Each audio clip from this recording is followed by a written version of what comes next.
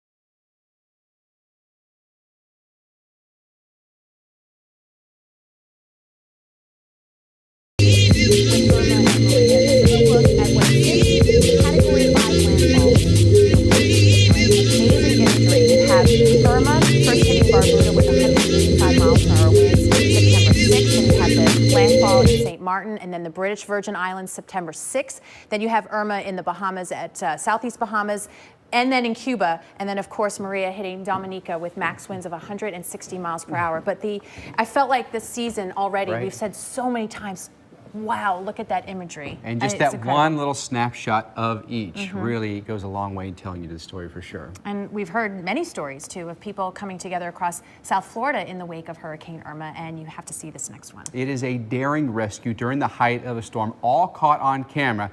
Jamie Waria reports. In the middle of Hurricane Irma in Big Coppitt Key, two men heard a neighbor was trapped in the house next door and their roof was destroyed. Oh no, I was preparing myself. Alone and afraid, Rena Manja was preparing herself for death. Little did she know, two guys next door were coming for her. One put on a helmet for protection, the other pressed record on his GoPro. As soon as I found out she was over there, I'm like, yeah, if she's stuck in there, I'm in a concrete house and she's in a wooden rickety house. Okay, I still have my roof, she doesn't, so like she's got to come out. Crocodile hunter Chris Ginto's instincts kicked in, and he made a run for it in the pouring rain. The wind howled as power lines above swayed and debris tossed around on the ground. The weather, the wind, everything was horizontal. Leaves, branches, everything. It was loud. But when they got to the house, they couldn't get in. The roof may have been tearing to pieces, but the door wouldn't open. Oh, the roof came down inside. What's that? Just a matter of time before it goes. Me break it down? She's got to come out of there, dude. First I was scared. I screamed to God. Then I started to cry because I let my sister and my mom down and they were panicking before. After 2 minutes of struggling outside to free Rena, they got in. Come on. Let's go, dude. Take your time. You got it. I got you. You're welcome. My heart fell to the stomach, came back. That's for me cannot be because I was already in a different place. All I did was open a door. That's all I did. I mean, I don't want to be painted as one or anything like that. I just opened the door. We couldn't get the door open, so I just kicked it down, and the end. You know, sometimes as a meteorologist, you look at things like the radar imagery and you know things like that are happening to people, and it's amazing to see what that was He like. said it didn't want to be a hero, but you know, it just kicked the door in. She needed that nudge, right? She needed someone to say, hey, come on, you got to get out of this house, and luckily she did. All right, well, we are still watching Hurricane Maria. Could be bringing impacts to the mid-Atlantic, but until then, we think, early next week, we've got this front. Showers and thunderstorms all the way from Texas on up in through the Midwest, even tomorrow. Move those maybe just slightly east as we head into the day on Monday, and you can see still warm here along the East Coast. All right, Tuesday and into Wednesday, you start to see the green shading from Virginia to the Outer Banks. That could be Maria brushing the coast, but that we'll keep an eye on for sure. A lot more rain in Texas and New Mexico midweek. Stormier weather there in the southern plains. You notice the temperatures now starting to back off a little bit here in the Midwest. More comfortable Minneapolis to Chicago. Still some lingering rain for us here in the mid-Atlantic as we go into late week. All right, the 60s stay around through the northern tier. 72 in Seattle. It is hot. Los Angeles and Phoenix all into the 90s. We get to Saturday. Pretty quiet on the map. Yeah, and it looks like fall for a change, right? Very good. Hey, stick around. A lot more to come for you this morning here on Weekend Recharge. When we come back, we're talking all things hurricanes, and we're also talking what you need to know about Maria.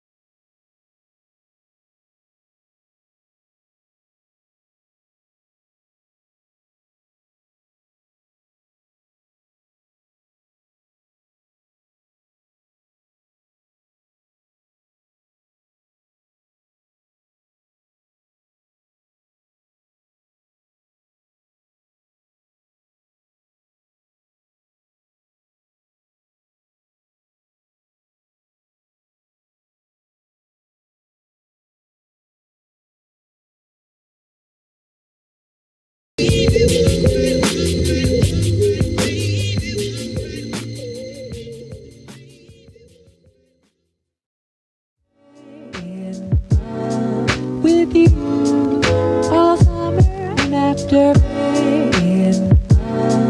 With you all summer and after rain. With you all summer and after rain. With you all summer.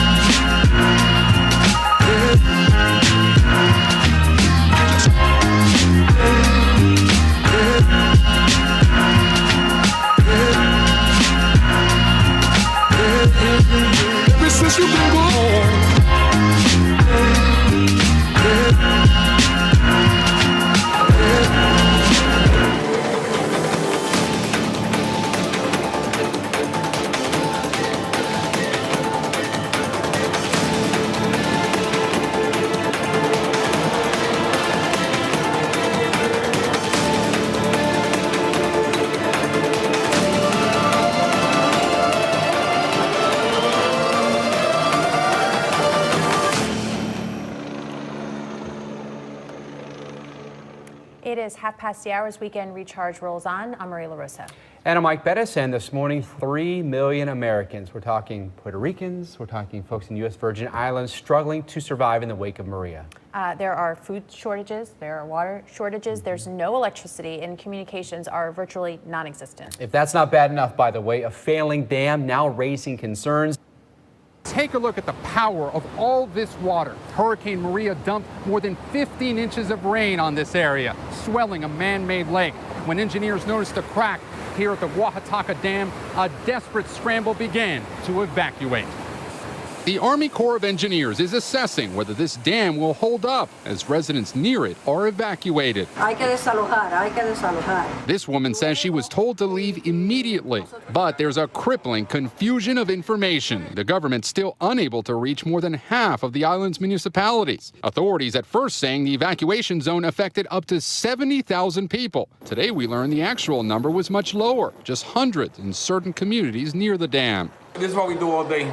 For many families, their only connection to the outside world is one spotty AM radio station. David Castro told us he and his parents evacuated last night when neighbors heard about the potential dam failure. My mother was terrified. I was just frustrated because we were going back and forth and we know where to go. But they soon returned when they heard nothing else from officials. The uncertainty is crushing. So is the seemingly endless wait for fuel. Line and a line, and that's not only here, it's everywhere. The roads are completely blocked. Robert Martinez is desperate to call his daughter, who lives near Philadelphia. They hadn't spoken since the storm. It's frustrating to communicate with our families back home. They can't hear from us. They don't know what's going on. So we offered him our satellite phone. Your mom and I are okay. The folks in Aguadilla are okay. Utuado I haven't heard from, so we're waiting to hear from them. Closer to San Juan, on the main highway, people cluster, hoping, praying for one measly bar of cell service. Never has this island felt so disconnected. Never has it felt so alone. Gabe Gutierrez, NBC News, Isabela, Puerto Rico. It is certainly tough to watch how it is unfolding, is it not? But you take a look now at the meteorology of this and where it heads to next. We still believe there's a significant risk of rip currents along the U.S. East Coast here from South Florida all the way through the mid-Atlantic, places like Kitty Hawk, North Carolina, and Lauderdale. These are places where you're going to have some danger at the water. Talk to your lifeguards and be very, very mindful of the rip current risk that could be deadly. We don't want anyone else losing their lives from this hurricane, okay? You take a look at the stats are 105-mile-per-hour winds, Category 2.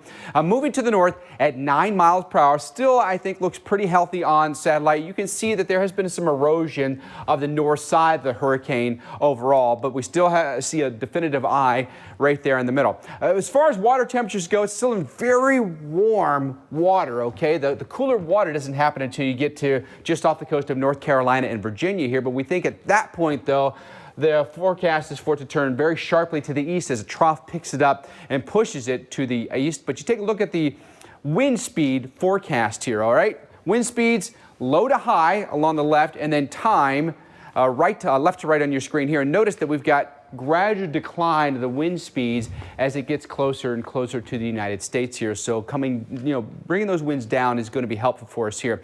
The cone certainly taking it north the next couple of days, could potentially even come a little bit west in that track, puts Hatteras at risk, and we think the tropical storm or hurricane watches could go up today, and they'll issue those when they're anticipating hurricane or tropical storm force winds within 48 hours. That may come by Tuesday, but we think by Wednesday morning winds could be around 85 miles per hour. But the waves are certainly the story, okay? Propagating waves here toward the Carolina coast, and an onshore flow here, especially in places like the Outer Banks of North Carolina, Virginia Beach, and Norfolk here through most of the Delmarva, and then notice we could even still have a pretty strong offshore wind here in New Jersey as well, and that will still cause some rip current risk here. High surf advisories in effect now as you go all the way up through the Carolinas from the south here, a place like Vero Beach, Daytona Beach. You'll have a very strong onshore wind today, and that means that you're going to have some rough surf, you're going to have rip currents, and you're going to have a danger to mariners as well, so small craft advisories in effect for a lot of these places as well. Not to mention the rain that we're expected here from Maria could be up to a foot here out there along the Outer Banks. So we've got surge to worry about, potentially high winds, and then some excessive rainfall. It's not a pretty picture, especially out there in extreme eastern North Carolina, Maria. And it's a picture that we want to paint for you. It's just the level and the scope of the devastation that so many are still dealing with when it comes to Hurricane Maria.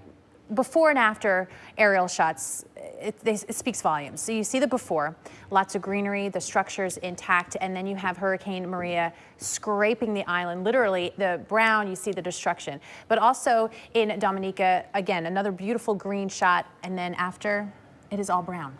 Yeah, it is tough to watch. You see a lot of these homes, roofs are removed, walls have collapsed, and so many places are uninhabitable. And where do you go? That's one of those unique challenges for sure of all those islands. You're an island. You can't drive supplies in from another part of the country. This is it.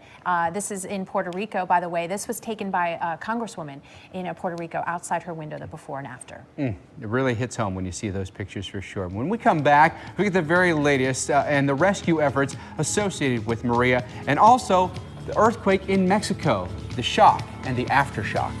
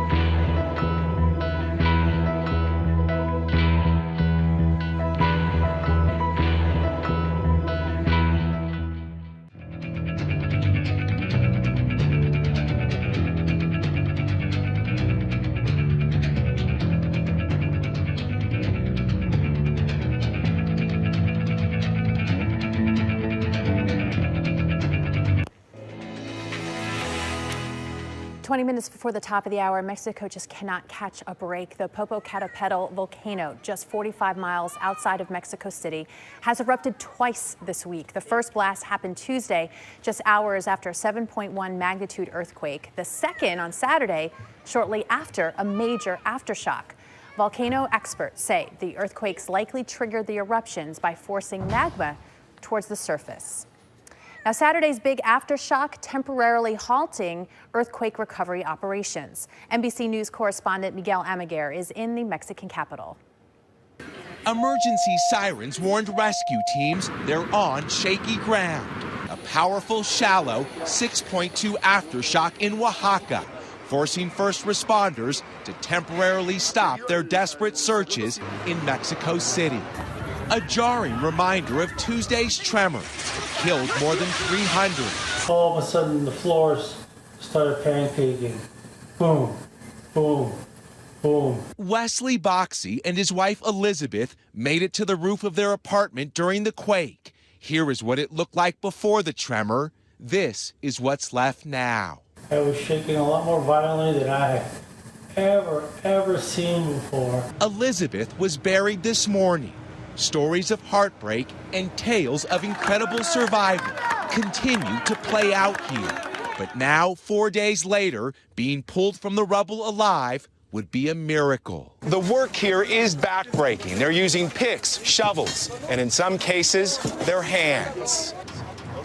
LA County's elite fire and rescue team is deployed to find the missing. When concrete and rebar collapse and crumble, it's like a spider's web. Nothing comes easy. The team now working just yards from where Mariel Mendoza and her family are camping, desperate for news about her cousin Yvonne, who was on the 4th floor of this employment center when it crumbled.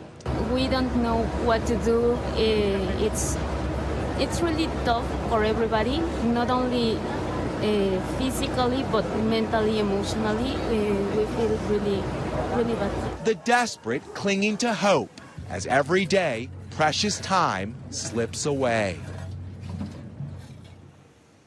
All right, so we want to keep an eye on the forecast in Mexico City. There is a tropical storm that's impacting the west coast of Mexico, so not inland, but we still have the chance for some showers and thunderstorms, as you can see, for much of the country. Part of that, again, related to the tropical storm. But in Mexico City, 74 degrees today, chance of showers and thunderstorms, mainly in the afternoon.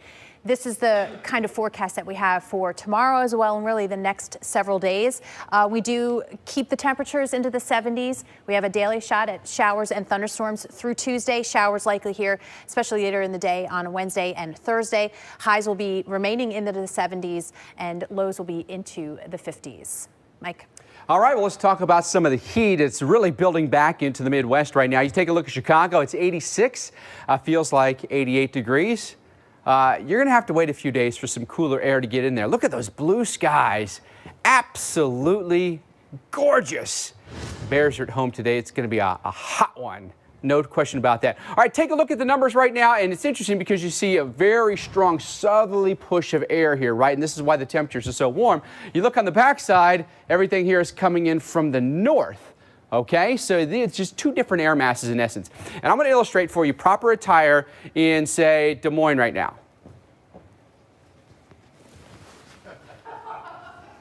All right, 78 degrees. This is what you're doing in Des Moines right now. Proper attire in Bismarck right now. Because they're rough. They're rough and tough in Bismarck. You don't need a jacket. They probably roll their sleeves up in this kind of weather in Bismarck, right? All right, so there's a look at the front that's slicing on through, okay? I don't know, what do you think? Is this print like too much for TV? I should put that jacket back on, shouldn't I? No one needs to see this. I mean, let's be real.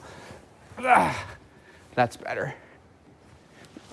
All right, now that we're appropriate, let's talk about Minneapolis. 89 degrees, same for you in KC, and got to pull the cuffs down too. They're all stuck in there and they bunch. That's the worst, right? All right, the forecast though gets a lot more comfortable as we go later in the week because now the front is on the move. 50s and 60s. Chicago, Flint, Sault Ste. Marie, and Cleveland. Look at the forecast highs for us tomorrow in record-setting territory for each and every one. But Sans jacket, though, Maria, is a lot more comfortable, I will admit. Well, thank you to America, by the way. You gave them a lot more than they were anticipating here on Weekend Recharge. All right, Mike, thank you so much. We still have much more ahead, including your full tropical update, taking a look at Hurricane Maria's impacts on the East Coast. Yes, we are still looking at that.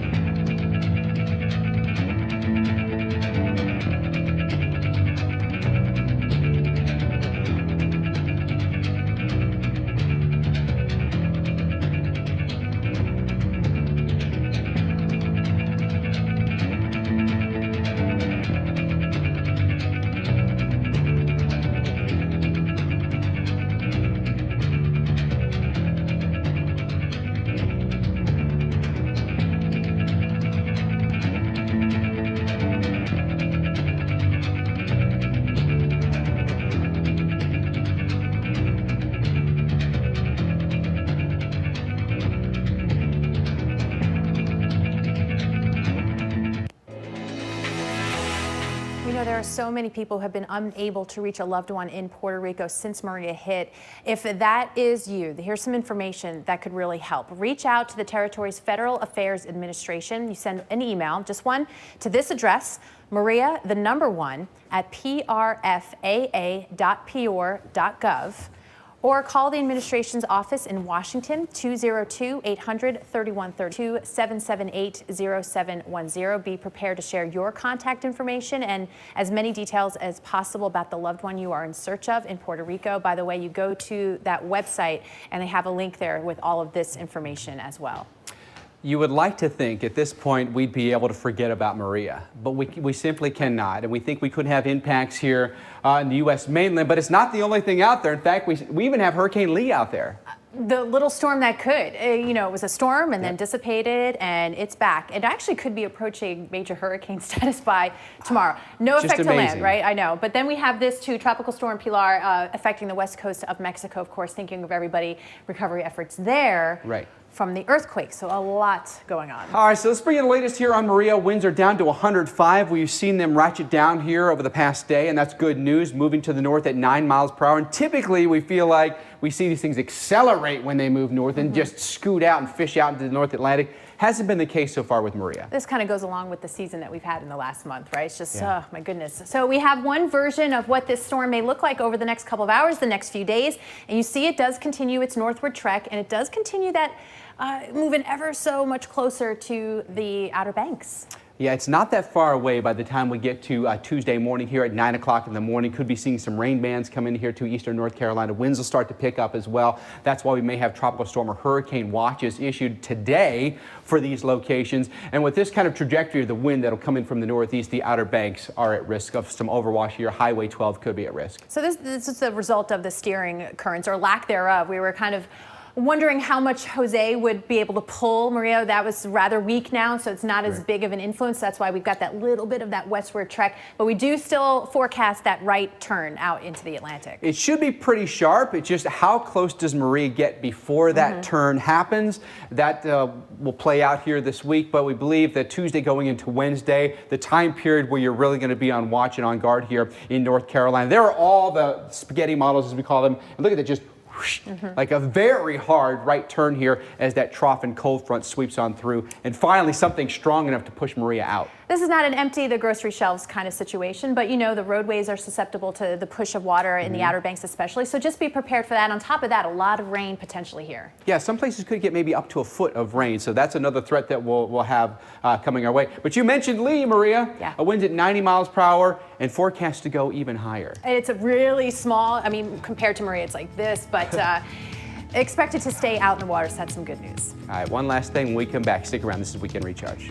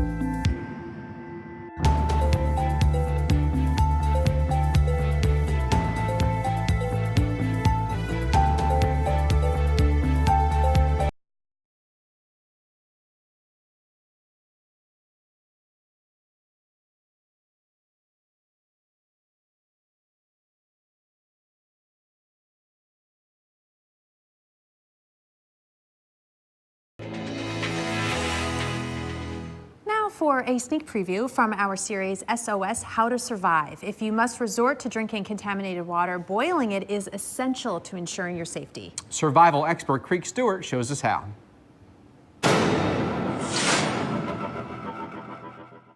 Anytime you drink natural water found in streams, ponds, or seeps, it could be infected with waterborne pathogens, and it can make your situation worse. If at all possible, you want to boil water. And if you don't have a metal canteen like this one, believe it or not, you can boil water in any trash plastic bottle. I've made a tripod here out of common plants found in the Big Bend area. The flower stalks from Sotal and yucca leaves. All I'm gonna do is I'm gonna fill my plastic water bottle with water that I've just taken from a stream. And then I'm gonna tie this on with my yucca leaves, like this. And now all we're gonna do is hang this bottle of water right over the fire. And it doesn't even matter if the plastic touches the coals or the flames lick the plastic, because the water inside pulls the heat away from the plastic faster than the plastic will burn. Once the water reaches a rolling boil, it's safe to drink. An all-new episode of SOS How to Survive premieres tonight at 8 p.m. Eastern right here on the Weather Channel. All right, Philly, yo, we've got some blue skies and some orange. Philly, yo. Hey, we got a good NFC battle today, right? Giants are in town. They're taking on the Eagles. It's going to be hot. Yeah. You know, this is one of those situations. Good, clean fun on the fields. The Giants against the. You know, the Eagles don't have a reputation of being hot under the collar and this or anything matchup like is that, right? so friendly. So friendly. So friendly. The friendly confines of Lincoln Financial Field. Look at the temperature, about 90 degrees. So please do what you can to stay cool today. Lots of water. Maybe hold off on the extra beer today. I mean, cool temperature and cool emotionally, right? Yeah. That's why they always get fired up. All right, we've got the Bills against the Broncos in Orchard Park, New York. No coolness here either. Plenty You of sunshine. think you'd go there for a nice, cool fall game. Not happening, right? And we're going to stay hot in Nashville, too. Temperatures here in the upper 80s as the Seahawks visit the Titans here. Both teams trying to get into the winning column here. All right, we get to Green Bay. This is the unfrozen tundra for sure. Perhaps the record warm for the Green Bay Packers. 88 would make it the warmest football game ever at Lambeau Field. All right, the Bengals trying to get a win. Mike, it was so much fun having you here. Good to see you, girl. Weather Geeks next.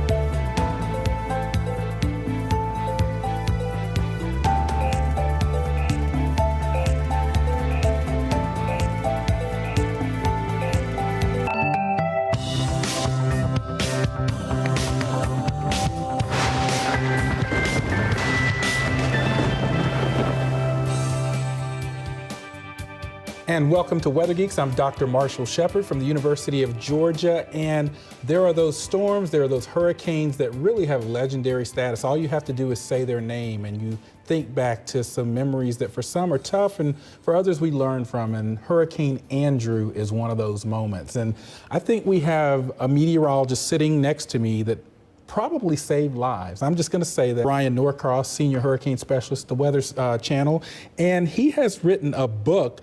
It's called My Hurricane Andrew Story. And as we are around the anniversary, the 25th anniversary of Hurricane Andrew, we thought it would be nice to bring Brian in to reflect on this historic moment in weather history. It was an epic time. And at the time we were doing it, we were just doing what we needed to do to get through it. Yeah. Right. But looking back on it and 2.5 decades of time and many, many hurricanes, it was so extreme. So many things happened in Andrew that have not happened since, because we haven't had a storm anywhere near as strong, that it crossed so many thresholds and it caused so many changes that looking back, it doesn't seem like it's been 25 years, but because we live with it even today, so many things happen. And we were talking before we went on about how South Florida had not really seen a major storm in over 20 plus years before Andrew. 27 years, back to Hurricane Betsy. And Betsy, the core of it hit Key Largo, well to the south of Miami. Right. But it was a big, powerful hurricane, and so it did a lot of damage in Miami. The water came through the hotels. The storm surge came through the hotels on Miami Beach. It killed 250 animals on Key Biscayne at the zoo that was there at the time. So it was a very impactful storm, but that was 1965. 65, and then talk to us about with that kind of drought, and we're sort of experiencing a little bit of that now, but as we saw Andrew 4, 5, 6 days out, it's a little bit different than how we sort of treat things now. I mean, this is an era of cell phones and Twitter. It's a little bit different back then. So take us through tracking that storm up to 4 days, 6 days out. Well, there are a tremendous number of lessons in Andrew for today, because 5 days out on the previous Wednesday, so it hits a Monday morning. The previous Wednesday, it was a nothing tropical storm way offshore and forecast to stay east of the Bahamas and really not be a threat to South Florida, maybe remotely a threat to North Florida or the Carolinas. But then 4 days out, it opens up. It doesn't even have a circulation. So today it would be sort of downgraded to a potential tropical cyclone by modern names. Modern technology and modern terminology now, right? So it wouldn't even be a tropical depression or a tropical storm. That was 4 days out. So the models wouldn't handle it even great today, because disorganized storms don't get handled well. And even 3 days out, it was a tropical storm and not really a big concern to South Florida. It was more kind of central North Florida, Carolinas, even 3 days out, right? So it was very different. It was very quick developing. It was in many ways the kind of nightmare for emergency managers, where they worry about storms that people dismiss. Right, and then they don't kind of deal with, and then all of a sudden they have to deal with it at the last minute. And do you think the technology that we have today in terms of the models and observing, would things have been different now, or was this just a difficult storm 3 to 4 days out still to really kind of pinpoint? I think both. Okay. I think today the models would definitely be better, but we see all the time when you have a storm that doesn't have a well-defined center, that the models diverge, and the GFS goes over here and the European goes over here, and the models don't have a good handle on it, we say, right? So even though the cone has to go somewhere, they have to make a forecast, we don't have confidence, and so that would be 4 days out if the storm were to happen the same way. So back in 1992, we started on 2 days out, really, to really get concerned. It was really more a day and a half out that we really got concerned. So it wasn't this big lead time kind of thing like we kind of anticipate we'll have today with our 5-day cone. Yeah, and today we invest in those types of storms, get a lot of attention now. So this is a different time. I'm talking to Brian Norcross, reflecting on Hurricane Andrew, 25th anniversary of the storm. Now, talk to us about, you talked about the meteorological setup. When did you know this was really going to be something big and different, and you started to sort of really hone in and change how you were messaging this storm? Friday afternoon, so it happens overnight Sunday night. So we're only talking 2.5 days out here.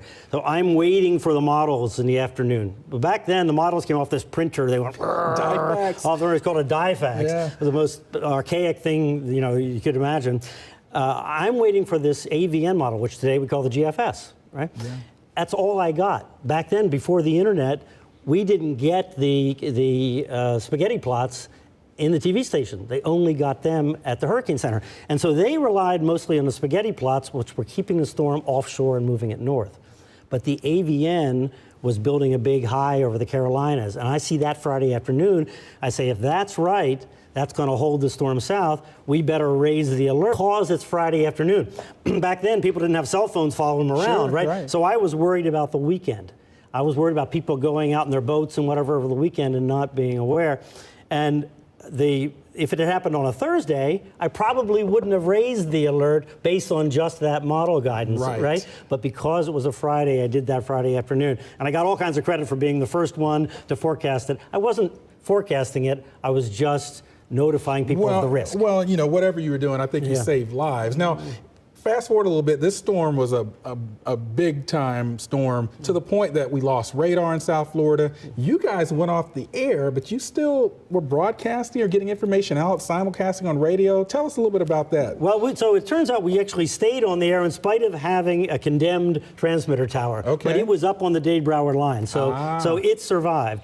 But I realized that if we had a hurricane in South Florida, people would listen on the radio, right? They weren't going to have power, so they weren't going to watch TV. So I said, well, we need to have a connection to the radio station, and it needs to be a hardline connection so that if our condemned tower falls over, the radio station can still get our signal. Right. So we actually paid at WTVJ in Miami, the NBC station there, to put in a hardline to a local radio station, Y100, and it was tested 1 week before Andrew, and we put it directly to the Y100 transmitter, which turned out to be just the perfect idea because their studio was evacuated. I want to pick up on this, but when we come back on Weather Geeks, we're going to ask Brian to assess how he did and what he would do differently if this was happening today. But first, our Geek of the Week.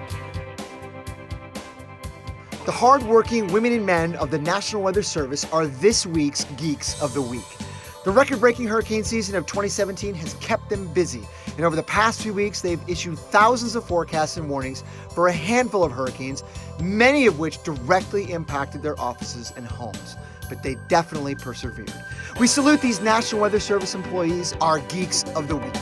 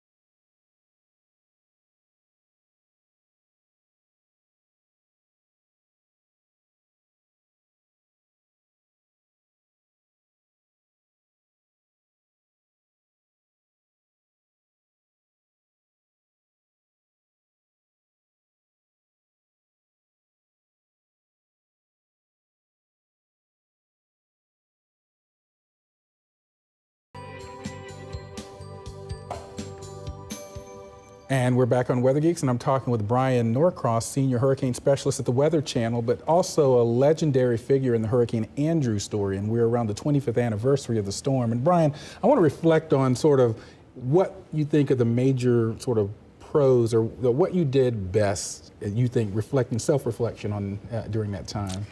I made the decision, and this was a conscious decision, to not talk a lot about the meteorology of the storm. Right. I made the decision to really talk about what people needed to do to deal with it, and go through all the various aspects of the different issues that people might have in their homes, in their high rises, living near the water, not living near the water, and what the differences were.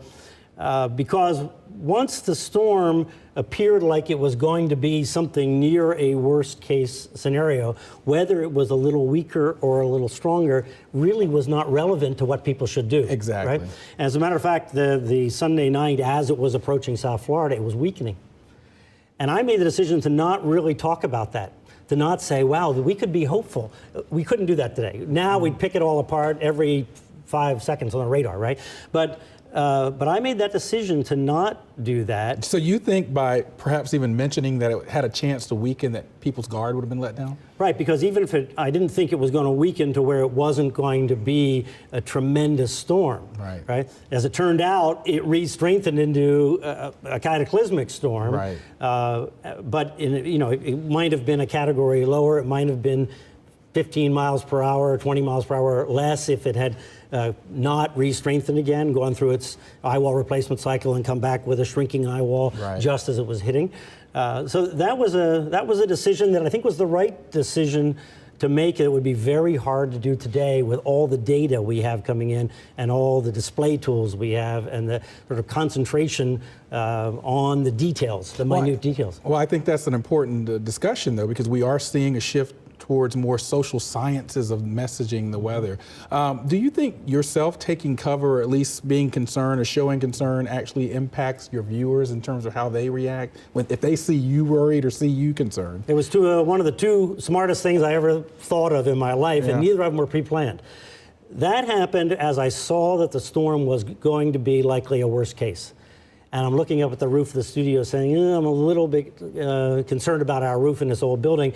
But then I thought, you know what, if we can move, that's really going to be a trigger for other people to take cover, which I had been saying, you folks take cover. And so the studio crew was fantastic. They prepared on the fly a little storage area right off the set there. And at 3:30 a.m., we told people, we had all this communication with the studio crew on the air, because we were never off the air. There were no breaks. It was continuous.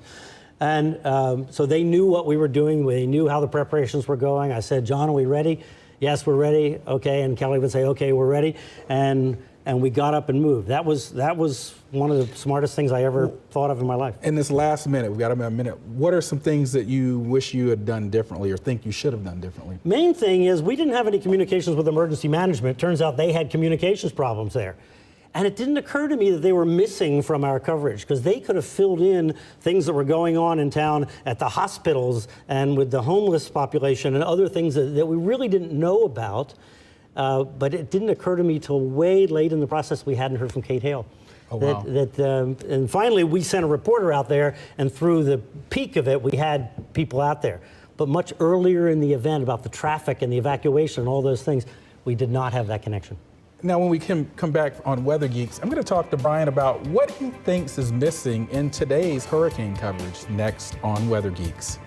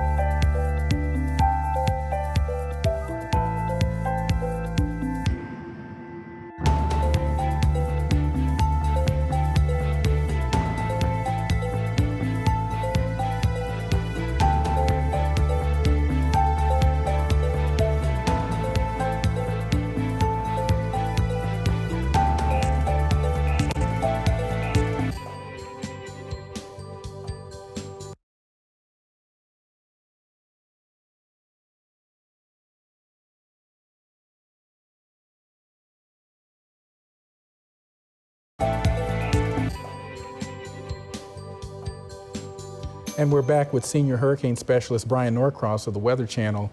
And boy, it's a different time. How do you think that makes things different in terms of how you would have covered Andrew today? I think that the communication is much more difficult today. It's much more difficult to get a cohesive message. You know, back then, people knew to turn on the television, right? Sure. You turn on the television, somebody talks as long as they need to talk to get the message. We went on television for hours at a time. Well, now those questions would end up being in tweets, and you just can't have the kind of conversation you can with people on social media that you can have in person, live on television. It's a better mechanism for that communication. And I think that the social media aspect and all the fragmented messages just dilutes the message. And wrong messages, right. Too. But it's fragmented and a variety of different takes on the same subject. It's very hard today to know for an average viewer to know where to get the authoritative message. Now let's talk about some of the changes. So Hurricane Center's now 5-day forecast. How does that change the game? So I'm not in favor of a 5-day cone. Okay. I would prefer they go back to a 3-day cone, because a 3-day cone means prepare. If you're in the cone, you got to prepare. 5-day cone, you're constantly in the 5-day cone and you don't have to do anything except pay attention, right? I'd rather they do a 3-day cone and put up a risk area at the coast like the tornado people do. They have a risk area ahead of the watch, right? So I like that model better. There are other things today that are much better. I mean, the technology to forecast is much better. Obviously, the average errors are much better. But I think we're too confident in the science, right? Because we still see examples of storms that explode near the coast, like Andrew did. Right? Sure. And we see them all the time, right? But not most often. But I think people have more confidence in the track and the intensity forecast than they should today.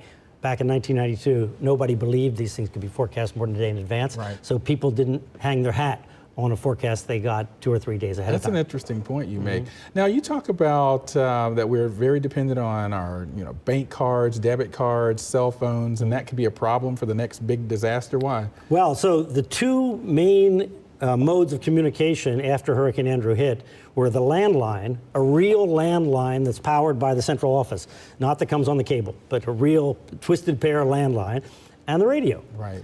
Everybody had a transistor radio.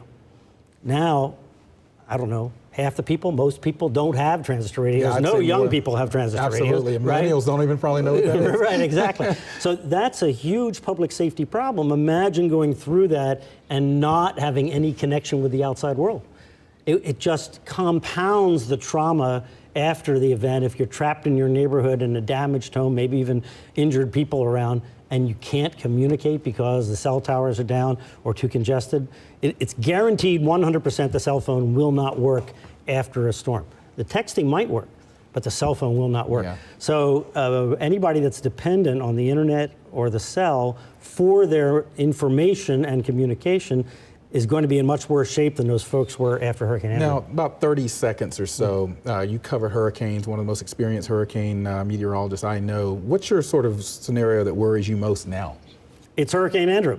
It's a storm that looks like it's not coming and suddenly kind of turns and intensifies and pounces in a short period of time. Yeah. In '92, we were able to prepare in a day.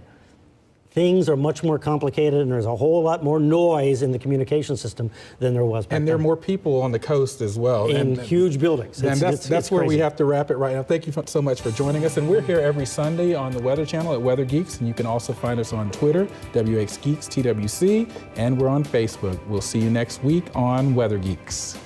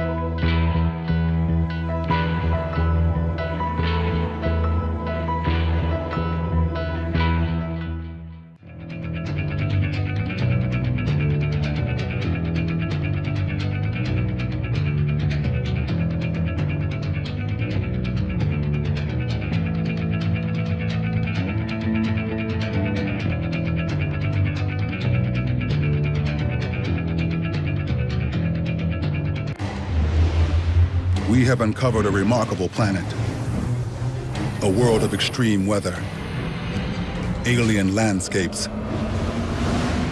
and bizarre phenomena. It's the most complex system we know of in the universe. That planet is Earth, and we are only beginning to unlock its secrets.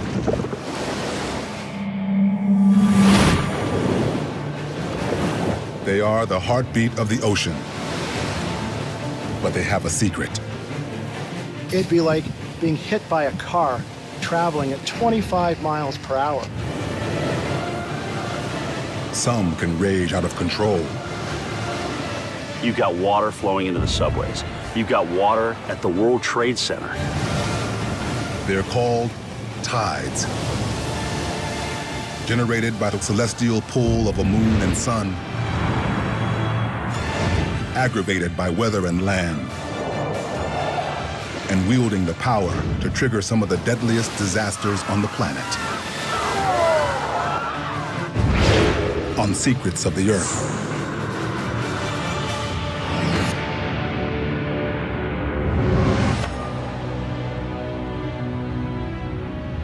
Even from space, it's clear that one feature separates Earth from all the rest of the planets in this solar system. Over 70% of its surface is covered with water. Where the sea meets the land, the waters rise and fall in predictable patterns known as tides.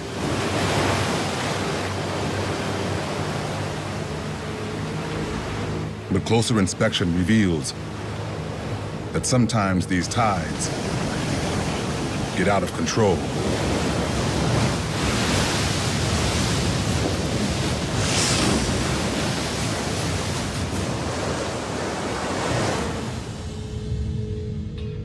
When a tide is coming in slowly at the seashore, it may seem kind of meek, but tides actually have tremendous power. What makes the gentle heartbeat of the oceans rage in certain places on the planet?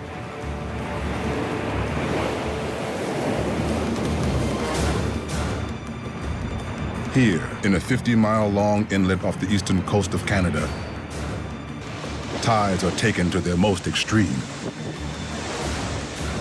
This is the Bay of Fundy, home of the highest tides on the planet. A typical high tide is about 2 to 4 feet. But throughout the year, the tides in the Bay of Fundy can rise to over 50 feet, the height of a 5-story building. 115 billion tons of water comes into the Bay of Fundy, and 150 billion tons of water goes out of the Bay of Fundy. To put that in context, the force of the water moving in and out of the Bay of Fundy is equivalent to about 8,000 locomotives, pulling that water in and out of the bay. The sheer load of water moving in and out of the Bay of Fundy actually tilts the province of Nova Scotia back and forth by 1/16 of an inch during each tide cycle. If the energy of these tides could be harnessed, they could generate upwards of 10,000 megawatts of electricity, enough to power over 3 million homes a day. These powerhouse tides not only achieve awesome vertical heights, they also span almost 200 miles of coastline. So when the water retreats, it exposes hundreds of thousands of acres of the ocean floor.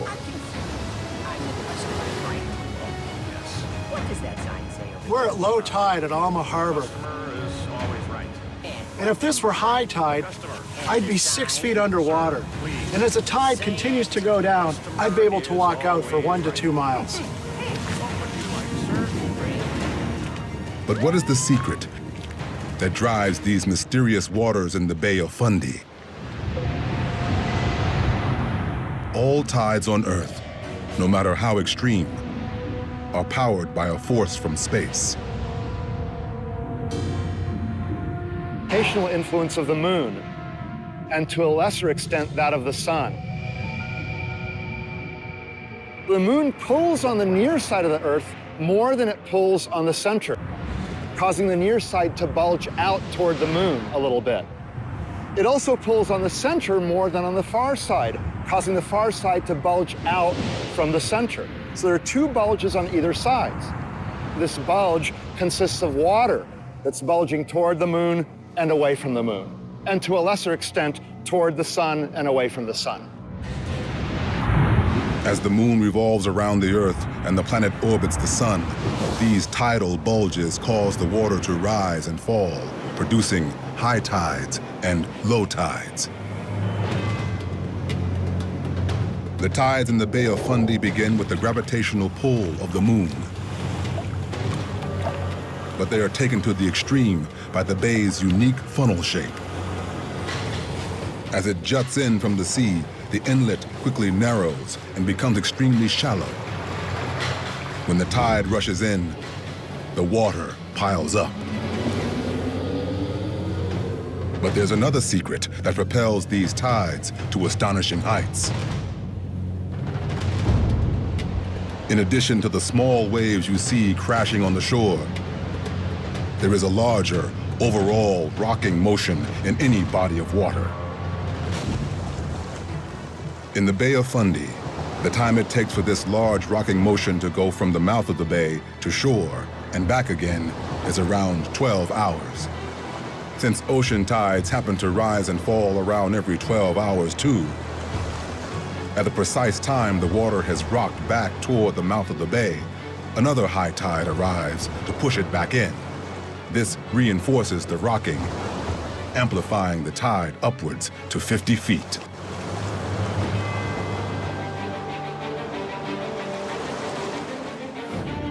Not 2 hours ago, the boats were about 15 feet higher at the high tide mark, the high water mark, which is that change in color you can see over there between dark and light. The boats are now sitting on the sea floor